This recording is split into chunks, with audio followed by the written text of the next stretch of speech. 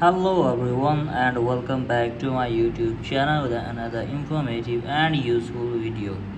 So guys, in this video I'm gonna be show you how to fix iPhone black screen stuck issue on your device. So guys, if you have updated your device to the latest version of iOS 18 and you are facing a problem that your iPhone screen is stuck black, so guys, in this video I'll show you how can you fix this issue. So guys, let's start our video without wasting any time.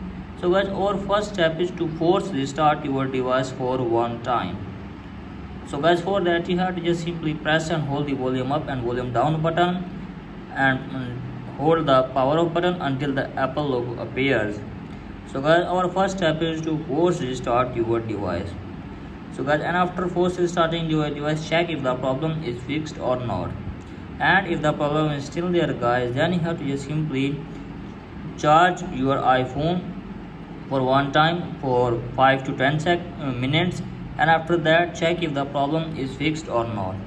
And if the problem is still there guys, then you have to just simply connect your device to the PC or laptop, and you have to just simply reset your device by using PC or laptop.